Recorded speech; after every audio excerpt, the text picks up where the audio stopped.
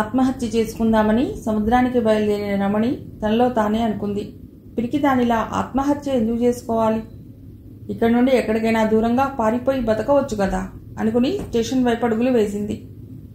Station వచ్చేసరికి బయలుదేరుతున్న train ఎదురుగా కనిపించింది. ఆ ట్రైన్ ఎక్కడికి పెడుతుందో తెలియకుండానే ఎక్కేసింది. ట్రైన్ కదిలింది. చేతిలో డబ్బులు లేవు. కట్టుకున్న చీర తప్ప ఇంకో బట్ట లేదు. ధైర్యం చేసి ఎక్కేసింది. ఏమవుతుందో, రిజర్వేషన్ లేదు. మెల్లిగా నడుచుకుంటూ భోగి అంతా తిరగటం మొదలెట్టింది. అది ఏసీ 2 టైర్ కంపార్ట్మెంట్. టీసీ వస్తేనో అని భయపడుతూ ఉంది. అలా పచార్లు చేస్తున్న రమణికి వీరు కనబడ్డాడు. బావా అన్న పిలుపుకు గురూజీ ఉలిక్కి పడ్డారు. ఎదురుగా ఒక అమ్మాయి వీరుని తట్టి ఆ మాట అంది. వీరు నిద్రమత్తులో ఉన్నాడు. మళ్ళీ బావా అంటూ అతన్ని తట్టిన ఆ అమ్మాయిని చూసి గురూజీ కూర్చోము అంటూ సీట్ చూపించాడు. ఒకటి, గురూజీ ఎక్కువ మందితో కలవటం ఇష్టపడరు. రెండవది, దూర ప్రయాణం కాబట్టి ఏసీ 2 టైర్లోనే ప్రయాణం చేస్తారు. అతడికి రిజర్వేషన్ ఉంది. వీరుకి స్టేషన్లో టికెట్ కొన్నారు. టీసీ వచ్చాక బెర్త్ గురించి మాట్లాడవచ్చని నిశ్చయించుకున్నారు. ఈ లోపల ఈ అమ్మాయి రాక అతడికి చాలా ఆశ్చర్యంగా ఉంది. ఇతడెవరో తెలియని సందిగ్ధంలో ఉన్న తనకు ఈ అమ్మాయి ద్వారా అతడి గురించి వివరాలు తెలిసే అవకాశం ఉందని సంతోషం వేసింది. గురూజీ పక్కన కూర్చుని, ఇతడు మా బావండి, పిలిస్తే పలకటం లేదు, గుర్తు కూడా పట్టడం లేదు అంది. స్థిమితంగా కూర్చో అమ్మా, చూస్తే నీకు పెళ్ళైనట్లుంది. ఇతడు నీకు ఏ విధంగా బావా? ఇతడు నిద్రమత్తులో ఉన్నాడు కాబట్టి నీకు సమాధానం ఇవ్వడు. నాకు వివరాలు చెప్పు అన్నారు గురూజీ. రమణి మెల్లిగా చెప్పింది. తనకి అతడికి ఉన్న చుట్టరికం, అతడి గురించి, తామిద్దరూ పెళ్లి చేసుకుందామని అనుకోవటం, మీనమామ అభ్యంతరం తెలపటం, ఆ తర్వాత తామిద్దరికీ వివాహాలు అవ్వటం అన్నీ చెప్పింది. వీరు మత్తుమందుకు బానిస అయినట్లు మాత్రం ఆమెకు తెలియదు. పెళ్ళయ్యాక భర్త అనుమానపు మనిషి అని తెలిసాక ఒకే ఊళ్ళో ఉన్న బావ గురించి పట్టించుకోలేదు.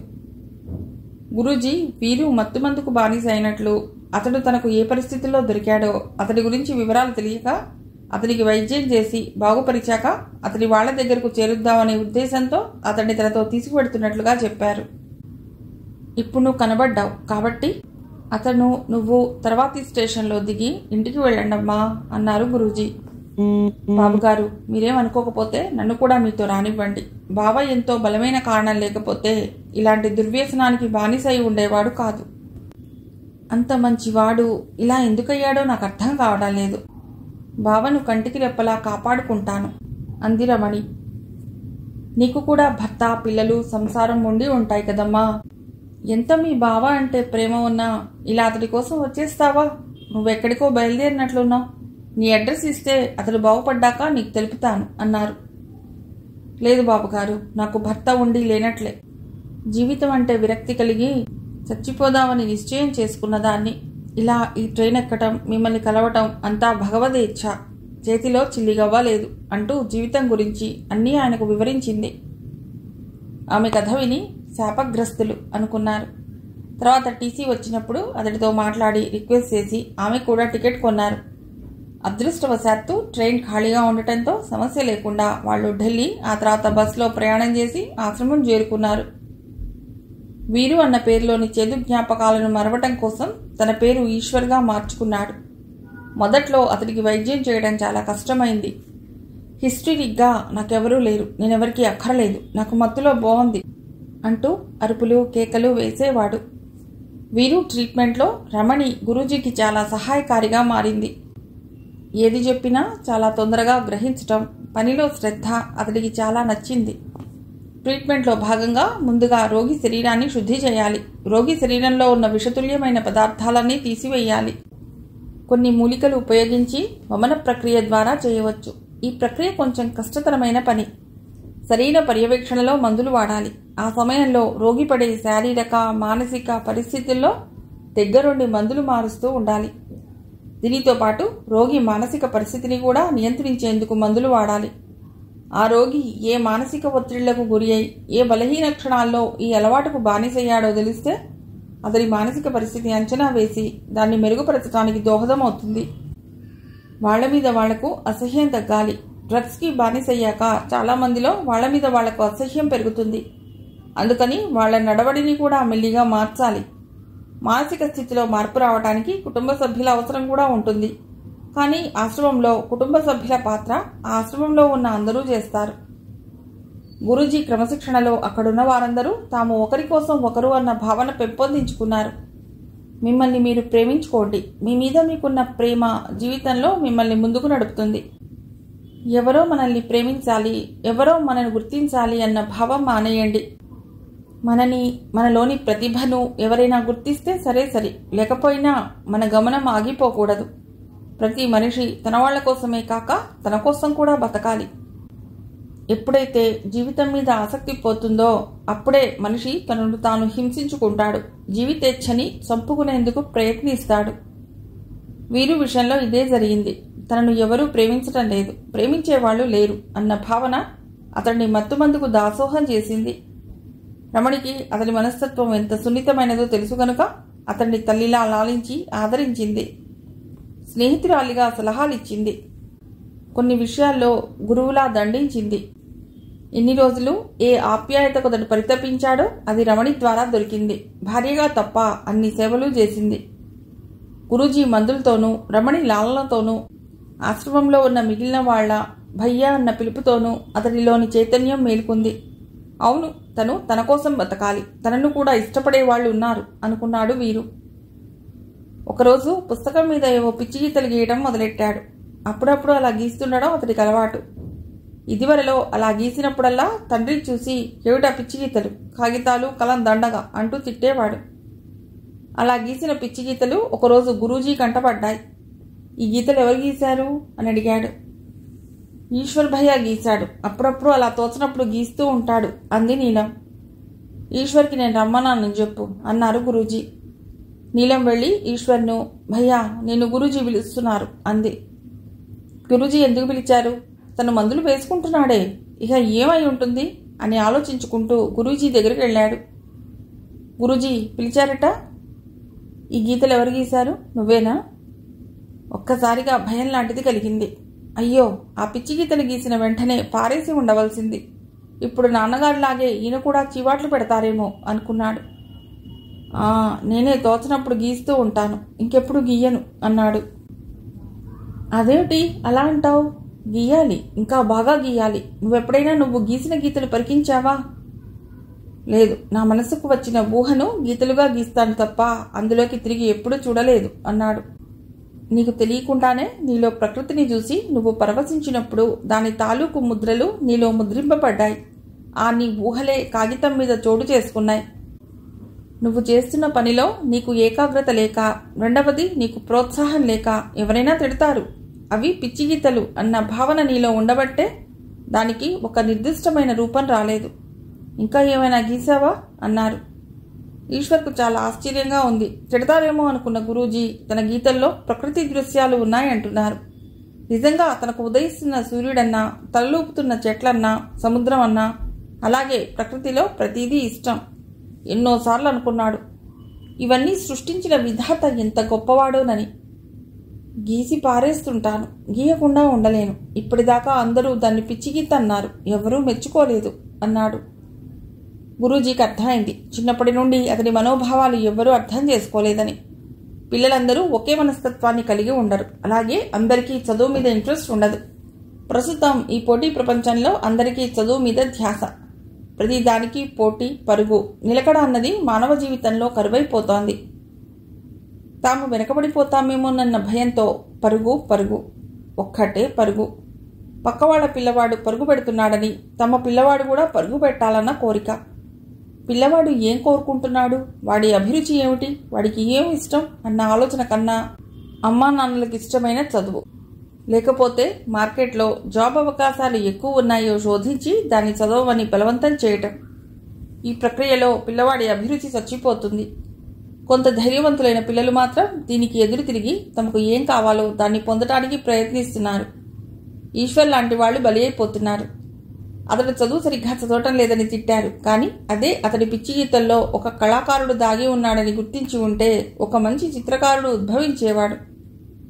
నీకోసం మంచి డ్రాయింగ్ షీట్స్, కలర్స్ తెప్పిస్తాను, నీకు ఇష్టమైన రీతిలో బొమ్మలు గీ.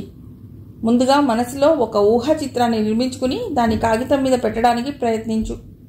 ఈ లోపల ఇందులో నీకు మెళకువలు చెప్పేవాళ్ళు ఎవరైనా ఉన్నారేమో అని కనుక్కుంటాను.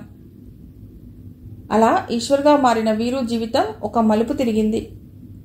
జ్ఞానానికి, ప్రతిభకు డిగ్రీలు కొలమానాలు కావు.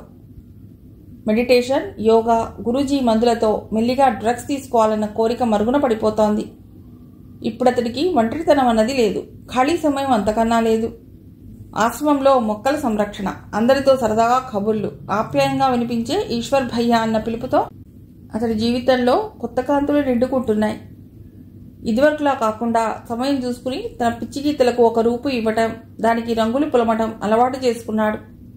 ఇప్పుడు అతడు ఏం చేసినా పొగిడేవాళ్లు చాలామందే ఉన్నారు. నీకేం చేత కాదు అన్న పదం అతడి జీవితంలోంచి నిష్క్రమించింది. ఇదివరకులా ఎవరేమంటారో, ఈ పని చేస్తే ఎదుటి వాళ్లకు నచ్చదేమో, వాళ్ళు ఏమనుకుంటారో అన్న భయం లేదు. అతడు సర్వస్వతంత్రుడు. కొత్తగా ఎవరైనా వచ్చినప్పుడు మళ్ళీ మెడిటేషన్ ఎలా చేయాలి, దాని ఉపయోగాలేమిటి అన్న క్లాసులు ఉంటాయి. ఆ రోజు మెడిటేషన్ క్లాసులు ఎవరు తీసుకుంటారు అన్న ప్రసక్తి వచ్చింది. గురూజీ మూలికల సేకరణకు వెళ్లారు. ఈశ్వర్ భయ్యా నువ్వు తీసుకో అంది రేవతి. నాకన్నా రమణి అయితే బాగుంటుంది. రమణి ముందు నుండి గురూజీ దగ్గర ఉండి ఆయన్ను ఫాలో అయ్యింది. నేను ఇంకా నేర్చుకునే దశలోనే ఉన్నాను అన్నాడు. రమణి దీదీ ఆ ప్లేలో అంది నీలం. ఇక తప్పదని భయపడుతూనే మెడిటేషన్ క్లాస్ కోసం అందరినీ హాల్లోకి రమ్మని తాను గురూజీ రెగ్యులర్గా కూర్చునే స్థానం పక్కన చిన్న చాప పరుచుకుని కూర్చుంది. 2 నిమిషాలు ఇష్టదైవాన్ని ప్రార్థించుకుని గొంతు సవరించుకుని మొదలుపెట్టింది. ధ్యానం అంటే మనసు ఏకాగ్రత, స్వీయ నియంత్రణ అని చెప్పవచ్చు. మనని నియంత్రించుకోవటం అలవడితే మనం చేరుకోవాలన్న గమ్యాన్ని చేరుకోవటం సులభతరం అవుతుంది. ధ్యానం అంటే మన వ్యక్తిగత సమస్యల ఆలోచనలు మనను పక్కదోవ పట్టించకుండా మనస్సును ప్రశాంతత వైపు తీసుకువెళ్ళటం. ధ్యానం మూలంగా మానసిక రుగ్మతల నుండి విముక్తి పొందవచ్చు. మన మనస్సులో ఉన్న రహస్య ద్వారాలను తెరవటానికి ఇది ఎంతో ఉపయోగపడుతుంది. ఏకాగ్రతను సాధించటానికి మన మనస్సులో ఒక బిందువో, మన ఇష్టమైన దైవాన్నో లేక ఒక మంత్రాన్నో దేన్నో దాన్ని ఎంచుకోవాలి. మన ఉచ్ఛ్వాస నిశ్వాసల మీద నియంత్రణను సాధించాలి. మన మనసులో రేగే రకరకాల ఆలోచనలు పక్కకు పెడుతూ పోవాలి. అలా చేయగా కొన్నాళ్లకు సాధన మొదలవుతుంది. మీ మనస్సును ధ్యానంలో లయం చేస్తే ఒక అలౌకిక ఆనందాన్ని పొందుతారు. ధ్యానం మూలంగా మీరు పొందేది ఆనందం ఒక్కటే కాదు, బుద్ధి, ఆరోగ్యం, శక్తి, సౌందర్యం, ఓజస్సు అన్నీ పొందుతారు. ఈ వ్యసనాల నుండి మిమ్మల్ని మీరు బయట పడవేయాలంటే ఇక్కడిచ్చే మందులే కాకుండా ధ్యానం కూడా చాలా ఉపయోగపడుతుంది. ఈ డ్రగ్స్ మూలంగా మీరు పొందే తాత్కాలిక సుఖాన్ని మరుగునబెట్టి దాని మూలంగా వచ్చే బాధలను పారద్రోలటానికి కావలసిన శక్తిని మీరు పొందగలుగుతారు అంటూ ముగించి ధ్యానం ఎలా చేయాలో చేసి చూపించింది. రమణి కంఠస్వరాన్ని, ఆమె చెప్పే విధానాన్ని ఎంతో శ్రద్ధగా వింటున్నాడు ఈశ్వర్. అక్కడికొచ్చిన కొద్ది కాలంలోనే ఆమె హిందీ బాగా నేర్చుకుంది. అక్కడున్న వాళ్ళు రకరకాల ప్రాంతాల నుండి వస్తారు కాబట్టి అందరికీ హిందీ భాషే మాధ్యమం. నీలంకు పూర్తిగా నయమైంది. ఇప్పుడు డ్రగ్స్ నుంచి ఆమె పూర్తిగా విముక్తురాలైంది. అవయవాలు స్వాధీనంలోకి వచ్చాక అప్పుడప్పుడు తల్లిదండ్రులతో మాట్లాడటం మొదలెట్టింది. గురూజీ అక్కడికి వచ్చిన అందరితో చెప్పేది ఒక్కటే, మీరు బాగుపడ్డాక మళ్ళీ ఈ విశాల ప్రపంచంలోకి కొత్త జన్మ ఎత్తామనుకుని అడుగుపెట్టండి. ఈ ఆశ్రమంలో మీరు శాశ్వత సభ్యులు కాదు. తిరిగి ఇదివరకు మసలిన మీ కుటుంబ సభ్యుల మధ్య ఆనందంగా గడుపుతూ మీకు కష్ట సమయంలో ఎలాగ చేయూత అవసరమైందో అదేవిధంగా ఇంకొకరికి చేయూత మీరు అందించాలి. నీలం కొడుకు ఇప్పుడు 6 ఏళ్ల వాడయ్యాడు. తల్లిదండ్రులు తన బిడ్డ బాధ్యత ఎన్నాళ్ళు భరిస్తారు? కొడుకుతో తను కొత్త జీవితం ప్రారంభించాలి అనుకుంది. తిరిగి మామూలు మనిషిగా విశాల ప్రపంచంలో కడుగుబెట్టిన కూతురిని చూసిన నీలం తల్లిదండ్రుల ఆనందానికి అవధులు లేవు. ఆగిపోయిన చదువు తిరిగి కొనసాగించింది. జీతం తక్కువైనా తనకు కాలక్షేపం ఉంటుందని ఇంటి పక్కన ఉన్న ప్లే స్కూల్లో జాయిన్ అయింది.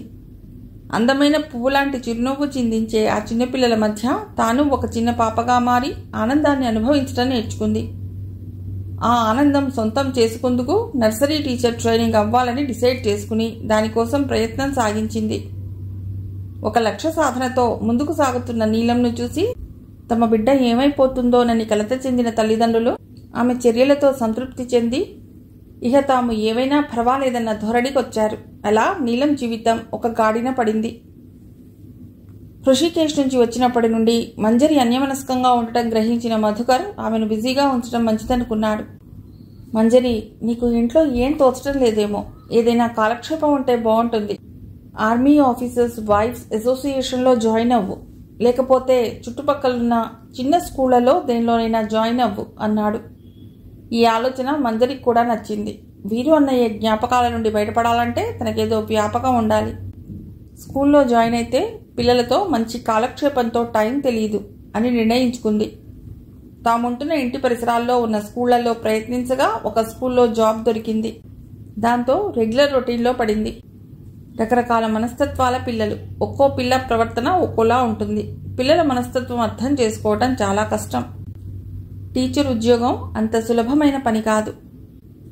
పిల్లల ముద్దు మాటలు ఎంత ముద్దు వస్తూ ఉంటాయో, వాళ్ళు కోరుకున్నది దొరక్కపోతే తిక్క పుట్టి అది సాధించేదాకా నిద్రపోరు. తమ చిన్నప్పుడు తమ ఫీలింగ్స్కి అమ్మా నాన్న ఎంత విలువ ఇచ్చేవారో గుర్తులేదు. తమకి కూడా ఫీలింగ్స్ ఉంటాయన్న సంగతి కూడా తెలియదు. అమ్మా నాన్న ఏం చేయమంటే అది చేయటం తప్ప డిమాండ్ చేయడం తెలియదు. ఇప్పటి పిల్లలు అలా కాదు అనుకుంది మంజరి. స్కూల్లో అనుభవం కొత్తగా బాగానే ఉంది. ఆ స్కూల్లోనే పరిచయం అయింది నీలం. నీలం చాలా మంచి టీచర్. పిల్లలతో పిల్లలా కలిసిపోయి వాళ్లకు పాఠాలు చెబుతుంది, వాళ్లతో ఆడుకుంటుంది. మోహిత్ 9th స్టాండర్డ్కి వచ్చాడు. కంప్యూటర్ కావాలంటే కొన్నారు. పిల్లలకి ఏదైనా కొత్త గ్యాడ్జెట్ దొరికితే ఎక్కువగా దాంతో సమయం గడపడానికి ప్రయత్నిస్తారు. అదిగాక ఎలక్ట్రానిక్ గూడ్స్ కూడా మత్తు పదార్థాలు లాంటివి. అవి తొందరగా ఆకర్షించి వాటి మత్తులో పడేసుకుంటాయి. అవి ఎంత ఉపయోగకరమో దాని మూలంగా చెడు కూడా జరగవచ్చన్న అవగాహన అంత ముఖ్యం. మోహిత్ కూడా ముందు కొంచెం సేపుతో మొదలుపెట్టి తర్వాత కంప్యూటర్ ముందు ఎక్కువ కాలం గడపడం మొదలెట్టాడు. అప్పటికీ మంజరి వారించింది, రోజుకి 1-2 గంటల కన్నా ఎక్కువగా కంప్యూటర్ దగ్గర కూర్చోవద్దని. తల్లి మాట విని కూడా విననట్లు ఆమె లేనప్పుడు చూసి వాడటం మొదలెట్టాడు. అనుక్షణం అంటిపెట్టుకుని ఉండటం కూడా కష్టమే కదా. మంజరి ఫ్రెండ్ మిసెస్ సిన్హా వచ్చింది. సరదాగా కబుర్లు, ఛాయలు నడిచాయి.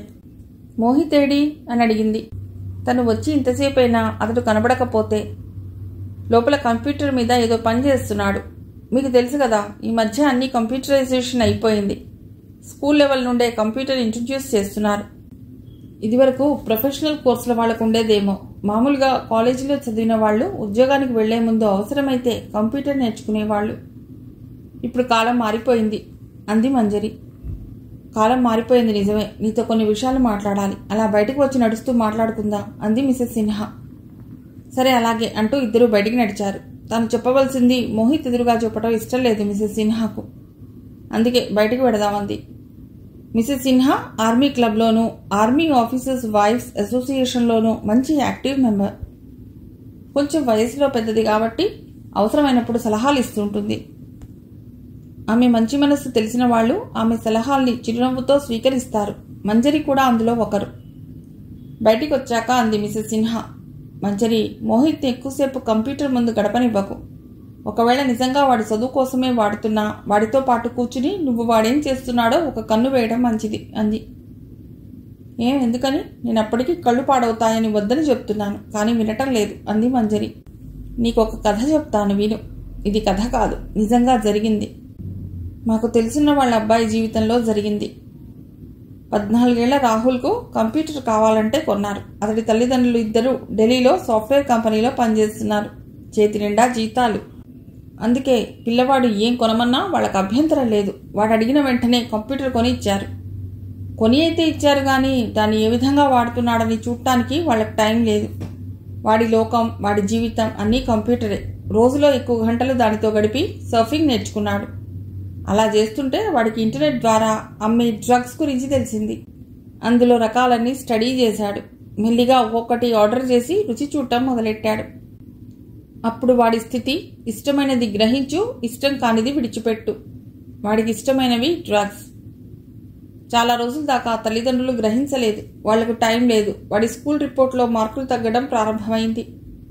పీటీ మీటింగ్లో చదువు మీద వాడి శ్రద్ధ తగ్గిందని, స్కూల్కు సరిగ్గా రావటం లేదని తెలిసింది. అప్పుడు వాడిలో కూడా మార్పు వచ్చినట్లుగా తల్లిదండ్రులు గ్రహించారు. వాడి కళ్ళు ఎర్రగా రక్తం కక్కుతున్నట్లుగా ఉన్నాయి. పిల్లవాడు ఇదివరకు కన్నా చిక్కిపోయాడు. డాక్టర్ దగ్గర తీసుకువెళ్ళాక తెలిసింది వాడు డ్రగ్స్కు అలవాటు పడ్డాడని. వాడు తాము చెప్తే వినే స్థితిలో లేడని తెలిసి వాడిని రీహాబిలిటేషన్ సెంటర్లో జాయిన్ చేశారు. నేను చెప్పేదేమిటంటే, పిల్లలంటే ఎంత ప్రేమ ఉన్నా వాళ్ళు అడిగినవన్నీ మనం ఇచ్చేయాలని లేదు.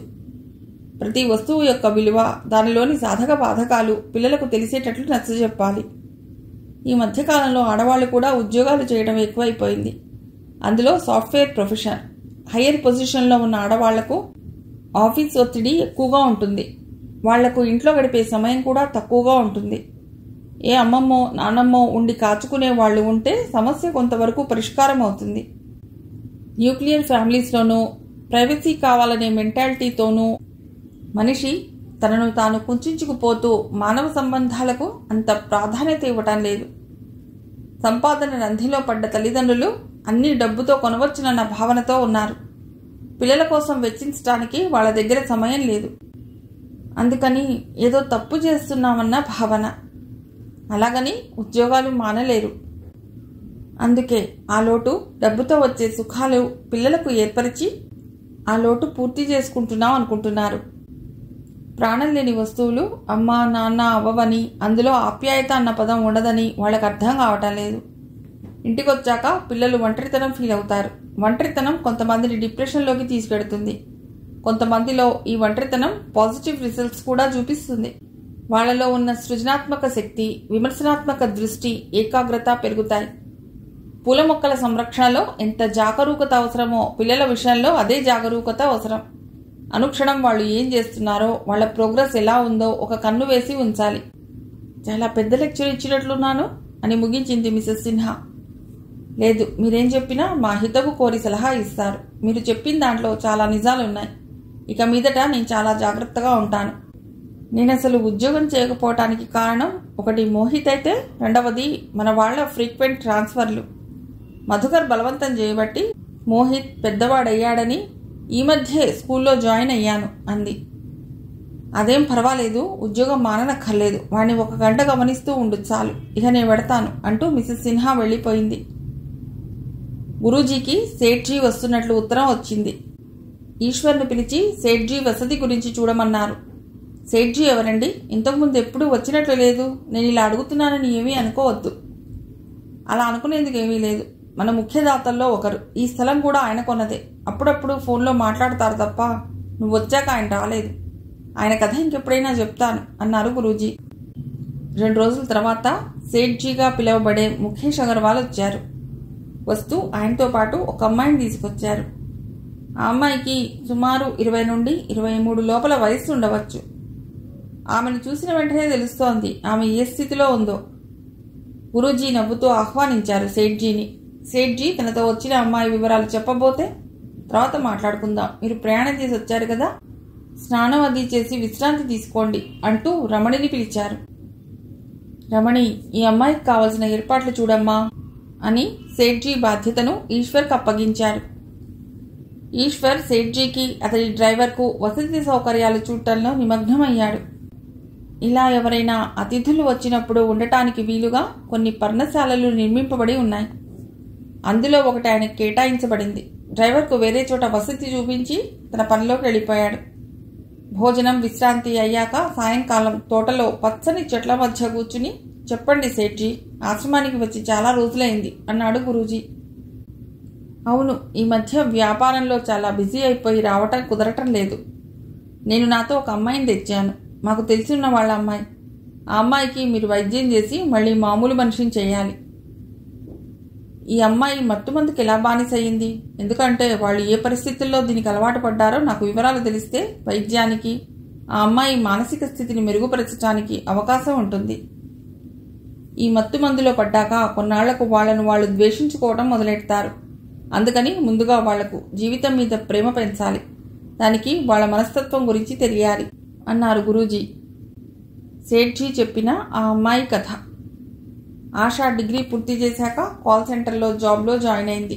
యువత కాల్ సెంటర్ జాబ్లకు ఎగబడుతున్నారు. ఎందుకంటే కాల్ సెంటర్ వాళ్ళు ఇచ్చే జీతాలు. మామూలుగా స్కూల్లో టీచర్గా చేసిన రిసెప్షనిస్ట్, క్లర్క్ పోస్ట్ ఏదైనా జీతాలు 5-6 వేలు దాటవు. కానీ కాల్ సెంటర్లో జీతాలు అంతకు రెట్టింపు ఉంటాయి. రెండోది షిఫ్ట్ డ్యూటీలు. మంచి జీతాలు దొరుకుతున్నాయి కాబట్టి తల్లిదండ్రులు కూడా వద్దనరు. ఇంటి ముందు నుండి వెహికల్లో ఎక్కించుకుని మళ్లీ పని అయిపోయాక ఇంటి దగ్గర దింపుతారు. డబ్బుతో వచ్చే అన్ని సుఖాలు కొనుక్కోవచ్చు కాబట్టి హాయిగా ఉంటుంది. పైకి కనిపించినంత అందమైన ఉద్యోగాలు కావు ఇవి. రాత్రి షిఫ్ట్లో పనిచేయటం మూలాన నిద్రలేమి కారణం అవుతుంది. పగలు పనిచేసి రాత్రి పడుకోవటం అన్నది ప్రకృతి ధర్మం. దానికి రివర్స్గా చేస్తే ఇబ్బందులు ఎదుర్కోక తప్పదు. ఇవన్నీ కాక కస్టమర్ల పరుష వాక్యాలు, వాళ్ళు మాట్లాడే అసభ్యకరమైన మాటలు, ఆ పైన ఉద్యోగంలో ఉండే టైట్ టార్గెట్స్. ఇన్ని కష్టాలు పడుతూ కూడా మీ జాబ్ ఎలా ఉందంటే చాలా బాగుందనే చెప్తారు. ఈ ఒత్తిళ్ల నుండి తట్టుకోవటానికి డ్రగ్స్కు అలవాటు పడతారు. కొంతమంది వారి పనిలో చురుకుగా ఉండటానికి, పర్ఫార్మెన్స్ పెంచడానికి మొదలుపెట్టి చివరికి దానికి బానిస అవుతారు. అలాంటి పరిస్థితికే లోనైంది ఆశ. ఇప్పుడు ఎంతగా మందుకు బానిస అయిందంటే డోస్ రోజు రోజుకి ఎక్కువ చేస్తే గానీ ఆమెకు కావలసినంత మత్తు రావటం లేదు.